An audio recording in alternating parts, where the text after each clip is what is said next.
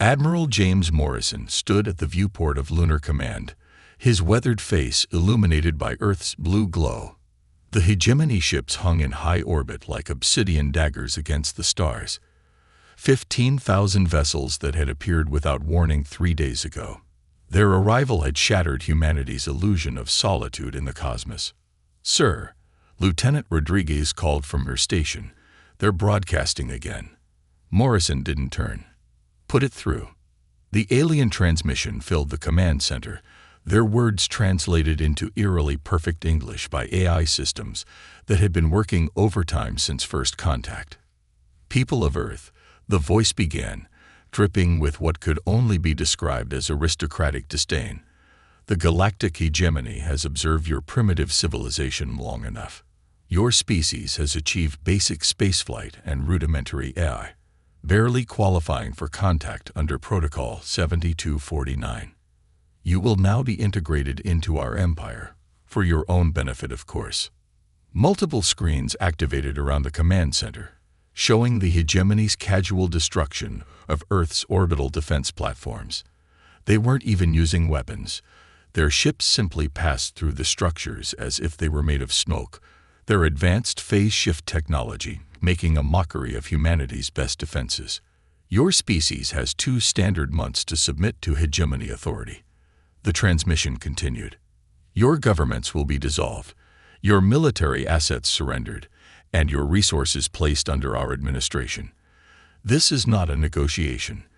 This is salvation from your own inevitable self-destruction."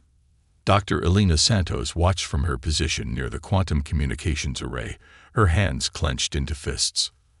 As the lead scientist of Project Titan, she had spent the last decade working on technology that everyone had called impossible. Now, watching humanity's conventional defenses prove worthless, she knew their secret project was no longer theoretical. It was essential. "They're broadcasting this across all channels," Rodriguez reported, her voice tight. "Even the encrypted ones. They're adding commentary, sir, making jokes about our technology level." Morrison finally turned from the viewport, his steel-gray eyes hard. "Let them laugh. Dr. Santos, what's the status of your team?" Elena stepped forward, her tablet displaying complex quantum calculations. "The prototype exceeded our expectations in last week's test. The quantum fold drive works. We can generate a localized bubble of altered space-time. We just need time," Morrison finished, "which they've surprisingly given us. 2 months." He addressed the command staff, his voice carrying the weight of decades of military service. "They think they're being generous. They think they're giving us time to accept our fate. Instead, they've given us exactly what we need." The main screen showed a hegemony dreadnought casually absorbing a barrage of Earth's most powerful weapons. Nuclear warheads, plasma cannons, and kinetic strikes disappearing into their phase-shifted hull without effect. The alien commander's laughter echoed through the command center. "Primitive species are so entertaining," the alien voice mocked. "Their weapons are barely more advanced than hurling rocks. This will make excellent entertainment for the hegemony feeds." Morrison smiled, but there was no humor in it. "Dr. Santos, initiate Project Titan. Full authorization, all resources. Lieutenant Rodriguez, begin Operation Looking Glass. I want every scrap of data we can gather about their ships, their movements, their patterns. Commander Wei, implement submit protocol." "Submit protocol, sir?" Wei asked, shocked. "You want us to pretend to roll over?" "Yes. Let them think we're broken. Let them think we're accepting their generous offer while we weep and beg for mercy." Morrison's voice was steel wrapped in silk. "Let them laugh. In 2 months, we'll show them humanity's real response." Elena was already moving, her quantum engineering team assembling via secure channels. The Titan would be humanity's greatest achievement, a warship that didn't just match hegemony technology, but leaped beyond it. They had cracked the code of quantum space-time manipulation, not through copying alien tech, but through fundamental physics breakthroughs that the hegemony had never imagined. 2 months, she whispered, looking at the alien armada through the viewport. Keep laughing. Keep thinking we're primitive. Keep underestimating what humanity can do when backed into a corner. Morrison joined her at the window. Will it be ready? It has to be, Alina replied. And it will be more than they could possibly expect. They think they're seeing a primitive species about to be conquered. What they're actually seeing is humanity's last moment of childhood. When the Titan rises, it won't be just a warship. It will be humanity's declaration that we refuse to be ruled. Above them, the hegemony ships continued their display of technological superiority, unaware that their greatest mistake wasn't in threatening Earth. It was in giving humanity time to show them exactly what primitive humans could do.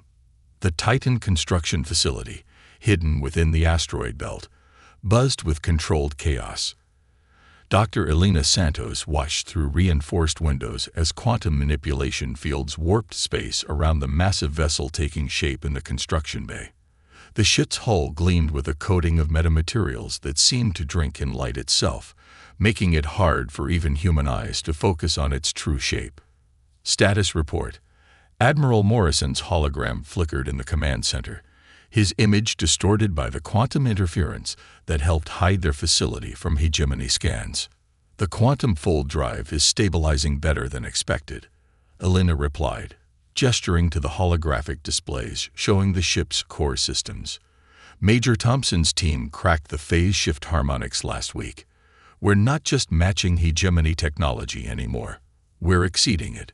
Major Rachel Thompson, the facility's military liaison and quantum weapons specialist, stepped forward. Her dark eyes reflected the shimmer of diagnostic readouts. The weapons integration is the interesting part, sir. We've managed to reverse engineer the principles behind their phase shift technology, but we're implementing it differently. They use it defensively. We're weaponizing it. The Admiral's hologram nodded, and our little charade planet sighed. Working perfectly. A new voice joined the conversation. Marcus Chen, Earth's chief diplomatic officer, appeared on a separate holographic window. His usually immaculate suit was wrinkled, his appearance deliberately disheveled. The hegemony is eating up our active submission. Their entertainment feeds are full of footage showing Earth's leaders coming to terms with our new reality. They particularly enjoyed yesterday's ceremony, where we supposedly began dismantling our orbital defense platforms. Little do they know, Thompson smiled grimly. Those platforms are being repurposed into the quantum network that will amplify the Titan's capabilities. Elena pulled up the latest test footage. Watch this, Admiral. The screen showed a small-scale prototype of their quantum weapon system. A target drone using captured hegemony shield technology hovered in space. The prototype fired. There was no beam, no projectile, just a subtle distortion in space. The drone didn't explode or break apart. It simply ceased to exist. The space it occupied folded in on itself. Their phase shift technology works by moving their ships slightly out of normal spacetime, Elena explained. We've learned to create localized points where spacetime itself becomes a weapon. When they phase shift to avoid our attack, they'll phase right into our trap, Thompson finished. The more they try to defend themselves using their standard tactics, the more vulnerable they become. Morrison's hologram showed his first genuine smile in weeks, and they have no idea this is possible. That's the beauty of it, Elena said, bringing up theoretical models. The hegemony's technology is advanced, but it's stagnant. They haven't made any major breakthroughs in centuries. They're so convinced of their superiority that they've stopped looking for new approaches. We had to start from scratch, which led us to solutions they never considered. The facility shuddered slightly as another quantum field test rippled through the construction bay. The Titan's hull seemed to flicker, its surface momentarily revealing the complex geometries that would allow it to manipulate the fabric of space itself. We've had our best minds working in shifts, Thompson reported. Dr. Patel's team revolutionized our understanding of quantum entanglement. Dr. Curry's breakthroughs in metamaterials let us build what the hegemony would consider impossible. Even our AI systems are taking approaches their computers never evolved to consider. Marcus's hologram flickered as he checked his notes. The Hegemony ambassador is scheduled to tour our submission facilities next week. They're particularly interested in our quantum research labs. The defunct ones we've prepared topside should provide quite a show. Speaking of shows, Thompson added, their entertainment broadcasts about Earth have reached peak viewership across their empire. They're calling it The Humbling of Humanity, a documentary series about how their superior civilization is graciously uplifting a primitive species. Morrison's expression hardened. Let them have their laughs. Dr. Santos, what's your updated timeline? Elena studied the project charts. The Titan will be ready in 3 weeks. We'll need the remaining time for crew training and systems integration. The quantum network will be fully operational 2 days before their deadline. Perfect. Morrison's hologram straightened. Because I've just received word, the Hegemony is getting impatient. They've moved up their timeline. They'll be announcing tomorrow that Earth has 1 month, not 2, to complete its submission. The command center fell silent. Elena shared looks with Thompson and Chen. They had planned for this possibility, but the reality of it still hit hard. They think they're tightening the noose, Morrison continued. Instead, they're walking right into our trap. Their arrogance has made them blind. They never considered that giving humanity any time at all was their ultimate mistake. Elena turned to watch the Titan through the window again. The massive ship rippled with quantum energy, its very existence a testament to human ingenuity and determination. The Hegemony thought they were documenting humanity's submission for their entertainment. They didn't realize they were recording their own hubris, their own downfall. 1 month, Elena said softly. 1 month until they learn that humanity doesn't submit. 1 month until they discover that their primitive species has surpassed them. 1 month until the Titan rises. Above them, the ship's quantum core pulsed with power, sending waves of distorted space-time rippling through the asteroid belt. The Hegemony sensors would read it as normal background radiation. They weren't looking for the impossible. They weren't looking for a primitive species to completely rewrite the rules of physics. They would learn their mistakes soon enough. The Hegemony's submission ceremony was being broadcast across their entire empire.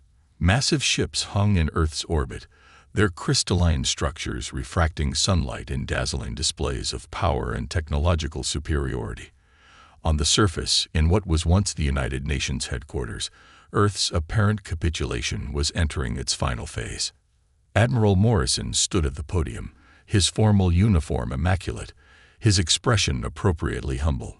The Hegemony ambassador, a tall being with iridescent skin and multiple sensory appendages, loomed over him. Behind them, a massive screen showed the decommissioning of Earth's final military installations. The human species has shown wisdom in accepting their place. The ambassador's translated voice echoed through the chamber. Your submission will be remembered as a model for future primitive species integrations. In the hidden command center beneath the Titan construction facility, Dr. Elena Santos watched the ceremony through secure feeds. Major Thompson stood beside her, both of them monitoring the quantum network's final initialization sequence. The Titan itself hung in the void nearby, invisible to conventional sensors, its quantum core humming with contained power. Status report, Elena subvocalized through their secure quantum comlink. All systems nominal, Thompson replied quietly. Quantum fold drive at 100% capacity. Weapons grid charge. The network is ready. Marcus Chen's voice joined the channel from his position at the ceremony. The Hegemony fleet is exactly where we want them. Their formations are textbook. They're not even bothering with defensive positions. This is all just theater to them. On the main screen, Morrison was reading out the formal terms of Earth's surrender. His voice carried just the right note of defeated resignation. The Hegemony ambassador was practically preening, its sensory appendages rippling with satisfaction. Let the record show, the ambassador declared, that on this day, humanity accepts its role as a protectorate of the galactic hegemony. Your resources, your technology, Your very civilization will now be properly managed by your betters. Elena checked the final readings. Admiral. Morrison's next words deviated from the script. Actually, Ambassador, humanity has a counter-proposal. The ambassador's translator struggled with what might have been a laugh. Counter-proposal. There are no counter-proposals, Admiral. This is not a negotiation. You're right, Morrison smiled for the first time. It's not a negotiation. Elena now. The Titan revealed itself. Space itself seemed to bend as the massive warship phased into normal spacetime directly above New York. It dwarfed the largest hegemony vessels, its hull rippling with quantum energy that defied their sensors. Before the alien fleet could react, the quantum network activated. Thousands of repurposed orbital platforms synchronized, creating a web of altered spacetime throughout Earth orbit. The ambassador's sensory appendages went rigid with shock. Impossible. Your species can't. You don't have the technology to manipulate spacetime. Elena's voice cut through all frequencies as she took control of the broadcast. To exceed your phase shift capabilities. To do what you considered impossible. Humanity doesn't accept limitations. Ambassador, we overcome them. The Titan's weapons systems came online. Concentrated points of quantum distortion appeared throughout the hegemony fleet. Ships that tried to phase shift found themselves trapped in twisted pockets of spacetime. Their most advanced defensive technology had become a vulnerability. What you're witnessing, Morrison announced to the still broadcasting feeds, is humanity's actual response to your generous offer. We've spent the last month not in submission, but in preparation. Your arrogance made you blind to our potential. The hegemony fleet scrambled to battle positions, but their formations were wrong.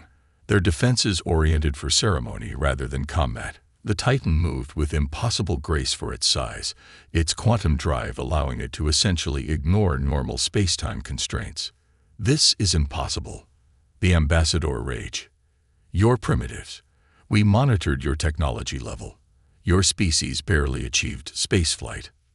No, Elena replied through the comm. You monitored what we wanted you to see. You watched our surface development while we made breakthroughs you never imagined. You were so convinced of your superiority that you never considered we might surpass you. The Titan fired its main weapon. There was no beam, no explosion, just a ripple in reality that caused 3 hegemony dreadnoughts to cease existing, the space they occupied folding in on itself. Their phase shift attempts to avoid the attack had only ensured their doom. Humanity doesn't submit, Morrison declared, standing tall now, all pretense of humility gone. We adapt. We evolve. We overcome. You gave us a month to accept our fate. We used that month to change it instead. Panic spread through the hegemony fleet as more ships discovered their phase shift technology was worse than useless against the Titan's quantum weapons. Their formation broke apart as capital ships tried to retreat, only to find the quantum network had transformed near-Earth space into a maze of spatial distortions. The ambassador's translator struggled to keep up with its rapid communications to the fleet. Orders were given, countermanded, and given again as they faced a situation none of their military doctrine had prepared them for. This is humanity's counter-proposal, Morrison announced to the empire-wide broadcast. We're not joining your hegemony. Instead, we're announcing our own position in the galactic community. The Earth Defense Force, led by the Titan, now stands ready to protect human independence and sovereignty. The Titan moved through the scattered hegemony fleet like a predator among prey, its quantum weapons turning their most advanced ships into void. It wasn't just a demonstration of superior technology. It was a revolution in warfare itself. Elena watched from the command center as humanity's moment of emergence unfolded. They thought they were documenting our submission, she said quietly. Instead, they're broadcasting their own obsolescence. The age of hegemony dominance was ending. The age of humanity had begun. The hegemony's response came within hours. Massive hyperspace rifts tore open throughout the solar system as their main battle fleet arrived. Over 50,000 ships, their crystalline hulls blocking out the stars themselves. This wasn't a ceremonial force meant to oversee a primitive species submission. This was the full might of an empire that had dominated the galaxy for millennia. From the Titan's bridge, Admiral Morrison watched the incoming armada with steady eyes. "They're not laughing anymore," he observed. "Dr. Santos, is the quantum network holding?" Elena's hands danced over holographic controls, making minute adjustments to the space-time fabric around Earth. "The network is stable. They're trying to disrupt it with conventional energy weapons, but they still don't understand the fundamental principles we're using." Major Thompson's tactical display showed the hegemony fleet splitting into attack formations. They're adapting their strategy. Look at their positioning. They're avoiding phase shift technology entirely now. They'd realized it's a liability against our quantum weapons. "Good," Morrison nodded. "That means they're fighting with one arm tied behind their back." "Marcus, status of the evacuation." Marcus Chen's hologram appeared on the bridge, his diplomatic demeanor replaced by grim determination. "All major population centers are secured in the underground shelters. The quantum shielding is holding. The hegemony's attempts at orbital bombardment are being redirected into pocket dimensions. The Titan's sensors detected energy buildups throughout the enemy fleet. The hegemony's supreme commander, a being who hadn't personally led a battle in centuries, broadcast across all frequencies. "This rebellion ends now," the translated voice boomed. "Your clever tricks with quantum mechanics cannot stand against the full might of the hegemony. Surrender the Titan's technology, and we may yet show mercy." Morrison's response was to activate the ship's quantum fold drive. The Titan phased through space-time, appearing simultaneously at multiple points in the solar system. The quantum network amplified its presence, creating a maze of overlapping fields that turned space itself into a weapon. "Launch the drones," Elena ordered. Thousands of autonomous units deployed from hidden bases throughout the asteroid belt. Each one carried a miniaturized version of the Titan's quantum technology, turning the entire solar system into a battlefield where conventional physics no longer applied. The hegemony fleet opened fire. Energy beams and particle weapons powerful enough to shatter planets lanced through space. But the quantum network caught their attacks, redirecting them through folded spacetime. Some hegemony ships found their own weapons emerging behind them. Their most powerful attacks turned against themselves. "They're targeting the network nodes," Thompson reported as explosions bloomed across Earth orbit. "But they're hitting decoys. The real nodes are phase-shifted into quantum superposition. They can't detect them, let alone destroy them." The battle unfolded across multiple dimensions of spacetime. The hegemony's superior numbers meant nothing when their ships couldn't predict where or when the Titan would strike. Morrison coordinated with Elena and Thompson, using humanity's revolutionary understanding of quantum mechanics to turn the enemy's own tactical doctrine against them. "Their formations are breaking down," Thompson announced. "They've lost nearly 30% of their fleet, and they still haven't managed to damage the Titan or any critical network nodes." The Supreme Commander's next transmission carried an edge of desperation. "This is impossible. Your species was studying basic rocketry mere decades ago. You cannot have surpassed our quantum technology."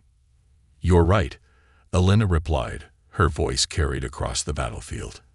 "We didn't surpass your quantum technology. We completely reimagined it. You've been using the same methods for centuries, never questioning, never innovating. Humanity took one look at your phase shift technology and asked, what if we did it differently?" The Titan demonstrated her point by creating a cascade of quantum singularities throughout the enemy fleet. Ships that tried to escape found space itself unfolding around them like origami, trapping them in geometric patterns of their own weapon fire. "Second wave incoming," Thompson warned as more hegemony reinforcements arrived. But these ships moved differently, more cautiously. Their commanders had watched the first wave's destruction and were learning to fear what humanity had created. Morrison smiled grimly. "They're adapting, but too slowly. Dr. Santos, activate the Mobius protocol." Elena's eyes widened. Sir, we haven't tested it at this scale. No time like the present, Doctor. Show them what humanity can really do. Elena input the commands, and the quantum network shifted into a new configuration. The space around Earth began to fold in impossible ways, creating a Klein bottle of space-time that turned the entire battlefield inside out. Hegemony ships found themselves firing at their own rear guards, their carefully planned formations becoming death traps of their own making. The Supreme Commander's final transmission was cut short as their flagship tried to retreat through what they thought was clear space, only to emerge inside one of their own super dreadnoughts. The resulting quantum cascade took out an entire battle group. Enemy fleet is in full retreat, Thompson reported, unable to keep the satisfaction from her voice. They're abandoning their phase shift technology completely, trying to escape using conventional drives. Let them go, Morrison ordered. Let them return to their empire and report what they found here. Let them explain how their primitive species turned their own technological superiority into their greatest weakness. The Titan hung in space above Earth, its quantum field rippling with power. Around it, the wreckage of the galaxy's most powerful fleet drifted through distorted spacetime, a graveyard of imperial arrogance and a monument to human ingenuity. Send a message to all Earth forces, Morrison commanded. The battle for Sol is over. Humanity doesn't just survive. We triumph. And let the galaxy know. We're just getting started. The quantum network pulsed one final time, its energy signature detectable across thousands of light years. In distant parts of the galaxy, other species under hegemony rule would detect this battle's outcome. They would learn that the impossible had happened, that a primitive species had not only refused to submit, but had utterly defeated the hegemony's greatest fleet. The age of submission was over. The age of quantum warfare, of humanity's warfare, had begun. 6 months after the battle for Sol, the Titan docked at humanity's first quantum space station. The massive structure hung in Earth orbit, its architecture defying conventional physics as parts of it existed in multiple dimensions simultaneously. Below, Earth gleamed like a jewel, its orbital space now protected by a network of quantum defense platforms that made it essentially impregnable to conventional attack. Admiral Morrison stood in the station's observation deck alongside Dr. Elena Santos and Major Thompson, watching as delegations from across the galaxy arrived through carefully controlled quantum corridors. The fall of the hegemony's main battle fleet had sent shockwaves through galactic civilization. Centuries of assumed superiority had crumbled in a single battle. The latest report from the outer colonies, Marcus Chen announced as he joined them, his diplomatic uniform now bearing the insignia of the Earth Defense Force. 3 more species have requested our protection from hegemony influence. The quantum technology sharing program is proceeding as planned. Elena nodded, studying the holographic displays showing the quantum network's expansion. We're being careful about what we share. The basic principles of quantum manipulation for defensive purposes, nothing that could be weaponized without decades of additional research. We learned from the hegemony's mistakes. Speaking of the hegemony, Thompson added, pulling up a tactical overlay, their empire is fracturing. Without their main fleet to enforce compliance, dozens of star systems are declaring independence. They've withdrawn to their core worlds, their remaining ships afraid to even activate their phase shift technology. Morrison watched as another diplomatic vessel arrived, this one carrying representatives from a species that had been under hegemony control for millennia. They called us primitives, he mused. Their greatest mistake wasn't in threatening Earth. It was in assuming technological advancement only moves in one direction. The station's quantum sensors detected a disturbance at the edge of the solar system. A lone hegemony diplomatic vessel emerged from hyperspace, broadcasting peace signals on all frequencies.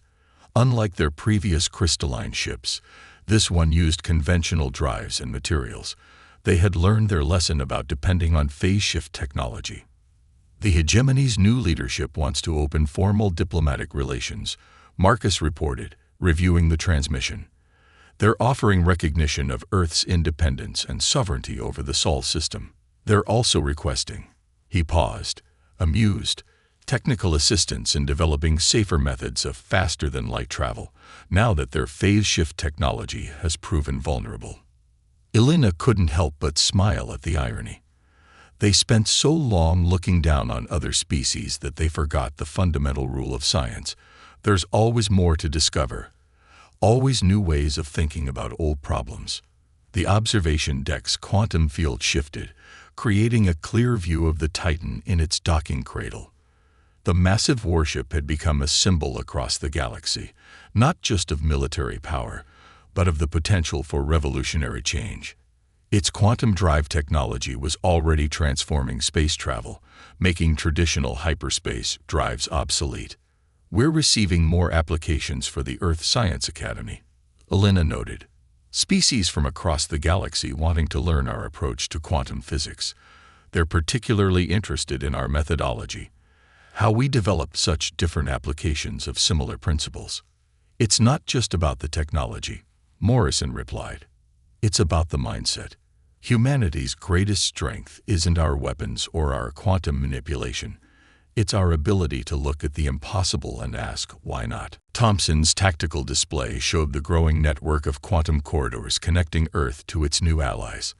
The same technology that had won the battle was now being used to forge connections, to build bridges between civilizations. "We're establishing the Quantum Defense Pact," she reported.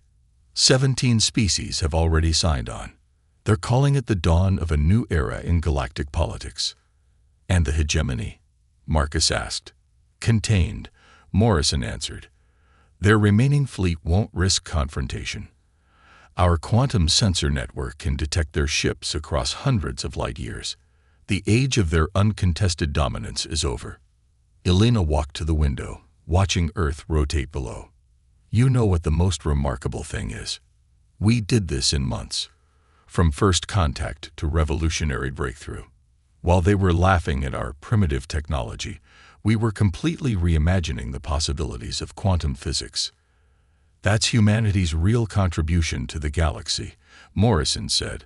"Not just the quantum technology, but the reminder that progress isn't linear, that sometimes the greatest breakthroughs come from those who haven't been told what's impossible." The station's quantum field rippled as another diplomatic vessel arrived, this one carrying representatives from a species on the galaxy's outer rim. They had specifically requested Earth's help in developing their own quantum defense network, seeking protection from any future would-be conquerors. "We're not an empire," Morrison declared, watching the arrivals. "We're not conquerors or overlords. We're innovators, explorers, pioneers. The hegemony tried to force the galaxy into submission through power. We'll transform it through imagination." The Titan's quantum core pulsed softly in its cradle, its energy signature a reminder of the day humanity announced itself to the galaxy not with submission, but with revolution. The ship that had started as Earth's ultimate defense had become something more, a symbol of possibility, a reminder that no species' potential should ever be underestimated. Above them, the quantum network continued to expand, connecting worlds and civilizations in ways the hegemony had never dreamed possible. Humanity had not just survived first contact, they had transformed it into an opportunity for galactic renaissance. The age of quantum exploration had begun, and humanity was leading the way into an uncertain but infinite future.